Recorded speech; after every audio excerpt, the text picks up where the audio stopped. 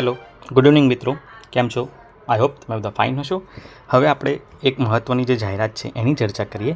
એની પહેલાં જે પણ મિત્રો નવા છે ચેનલ પર એમને ખાસ વિનંતી, જે પણ મિત્રો નવા છે એમને ખાસ વિનંતી કે ચેનલને લાઇક, શેર અને સબસ્ક્રાઈબ 100% કરે. હવે આપણે તો બીએસએફ, બરાબર, બીએસએફની અંતર્ગત ઘણી બધી જગ્યાઓ આવી છે, બરાબર. તો એની ચર્ચા કરીએ. ટોટલ 1526 જગ્યાઓ છે. તો પહેલાં એક વાત સમજાવી દઉં. બરાબર છે કે બીએસએફ છે, બરાબર, આઈટીબીપી છે, ઓકે, સીઆરપીએફ છે, બરાબર, સીએપીએફ છે, બરાબર. તો એ જે બધી અલગ અલગ આપણી જે સુરક્ષા એજન્સીઓ છે એ લોકો ભરતી કરતા હતા, પોતપોતાના લેવલે અલગ અલગ રીતે ભરતી કરતા હતા. ઓકે, બધા પોતપોતાની રીતે એમને જે જગ્યાઓ, ક્લાર્કની જગ્યાઓની જરૂર પડે એ પ્રમાણે ભરતી કરતા હતા. થતું શું હતું જો કે જે બીએસએફ છે, ધારો કે બીએસએફને આ વર્ષે માત્ર 15 જગ્યાની જરૂર છે, બરાબર. જે આઈટીબીપી છે અથવા સીઆરપીએફ છે, બરાબર, આઈટીબીપી છે ધારો કે એને 60 જગ્યાની જરૂર છે. જે સીઆરપીએફ છે ધારો કે એને 500 જગ્યાની જરૂર છે. તો બધા અલગ અલગ કરતા. તો થતું શું કે એક તો વિદ્યાર્થીઓ મૂંઝવણમાં, જે કેન્ડિડેટ છે એ મૂંઝવણમાં આવી જતા, બરાબર. અને પ્લસ આ બધાને દરેકને પોતાનો ખર્ચો વધારે જ થઈ જતો, બરાબર. 15 જગ્યા માટે બી બારી પાડવી પડે ઓલ ઓવર ઇન્ડિયા, 60 માટે કરવી પડે, 5 માટે કરવી પડે. તો પછી બધાએ એક નક્કી કર્યું કે આપણે કમ્બાઇન્ડ બોર્ડ બનાવીએ અને એ પ્રમાણે આપણે રિક્વાયર્ડ જે ક્લાર્કો એની ભરતી કરીએ. તો બધાની કમ્બાઇન્ડ જે ભરતી કોણ કરશે? તો બધાની જે કમ્બાઇન્ડ ભરતી કરશે બીએસએફ, ઓકે, બરાબર. બીએસએફ શેની અંદર આવે છે તમને ખબર છે? મિનિસ્ટ્રી ઓફ હોમ અફેર્સની અંદર આવે છે. 1546 જે જગ્યાઓ છે, બરાબર, ક્લર્ક લેવલની, બરાબર. આમ ક્લર્ક કહેવાય પણ પોસ્ટ તમે જોશો તો તમને આઈડિયા આવશે, ઓકે. તો જે એની જગ્યા છે એની વેબસાઇટ પર તમેથી ડિટેલિંગ અહીંયાથી તમને મળી રહેશે, બરાબર. એની જે ડિટેલ વેબસાઇટ છે ત્યાંથી, ઓકે. તો પછી જગ્યા શેની છે એ તમે જોઈ લો. તો એક તો જે જગ્યા છે આપણે અહીંયા જોઈએ, આસિસ્ટન્ટ સબ ઇન્સ્પેક્ટર, બરાબર. એ આસિસ્ટન્ટ સબ ઇન્સ્પેક્ટરની કહેવાય આમ, પણ એ ખરેખર પોસ્ટ સ્ટેનોગ્રાફરની છે અને જાતના ક્લર્કની જ જગ્યા છે યારે, બરાબર. ત્યાર પછી છે હેડ કોન્સ્ટેબલ, બરાબર. તો શેમાં જરૂર છે? તો સેન્ટ્રલ આર્મ્ડ પોલીસ ફોર્સ, બરાબર, સીએપીએફમાં, and warrant officer personal assistant તરીકે. અને પછી હવાલદાર એટલે ક્લર્ક, એટલે આસામ રાઇફલમાં, બરાબર. તો અહીંયા જો આસામ રાઇફલમાં પણ જરૂર છે, બરાબર, ઓકે. તો હવે એની જે ભરવાની ડેટ તો 9/6 તે શરૂ થઈ ગઈ છે, પણ ચર્ચામાં એટલા માટે આવી છે કે 8/7 એની છેલ્લી ડેટ છે અને ઘણા બધા વિદ્યાર્થીઓ ભર્યું નથી કન્ફ્યુઝનના કારણે, ઓકે. અને અહીંયા ફિમેલ પણ ભરી શકશે. Border security force will hold, આ લખ્યું જોવો અહીંયા, બરાબર.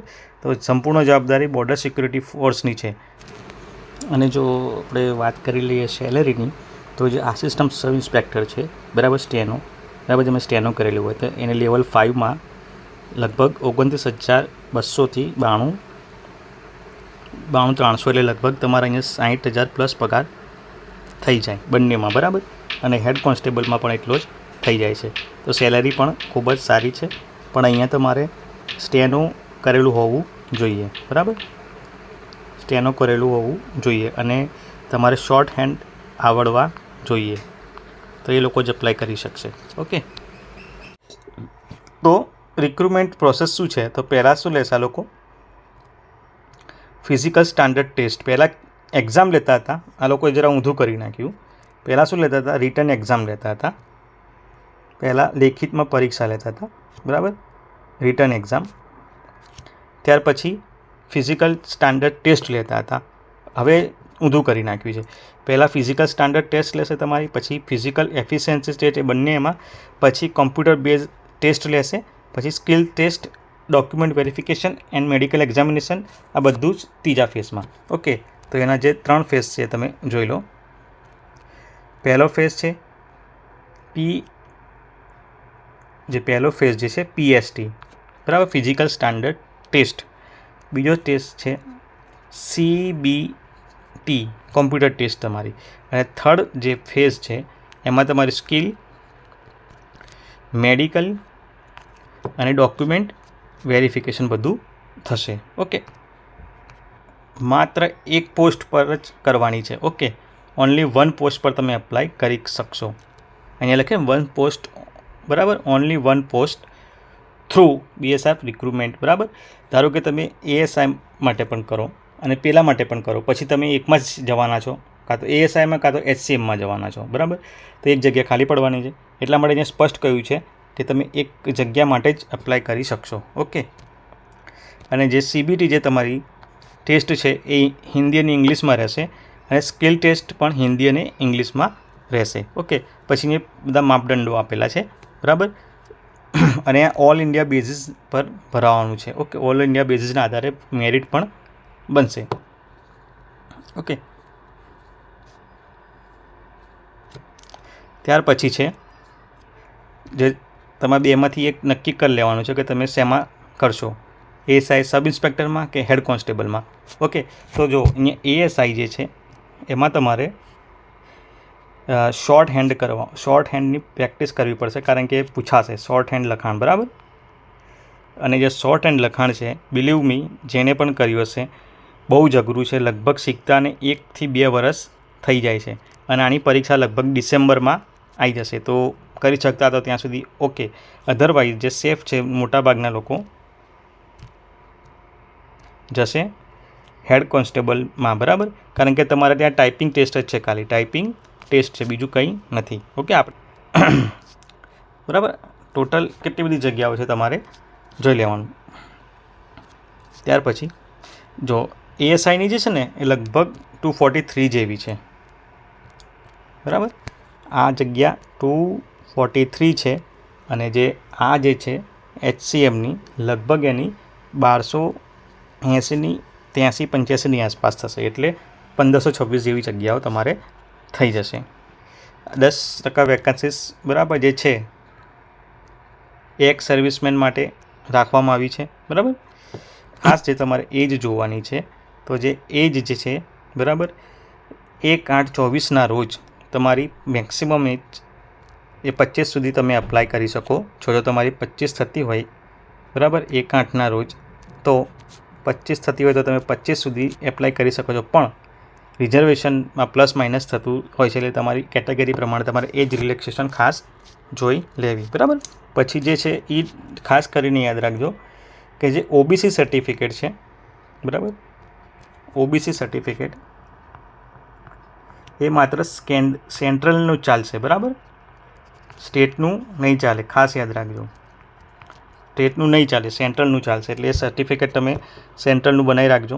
સેન્ટ્રલ લિસ્ટનું જોયું, આ રહ્યું સેન્ટ્રલ લિસ્ટનું હોવું જોઈએ. NCBCની વેબસાઇટ ખાસ કરીને તમારે આગળ, જો તમને આઈડિયા ના આવતી હોય તો જોઈ લેવું. ક્વોલિફિકેશન છે, તો ક્વોલિફિકેશનમાં વધારે કાંઈ છે નહીં, બરાબર. 12મું પાસ કોઈપણ યુનિવર્સિટીમાંથી હોવું જોઈએ, બરાબર.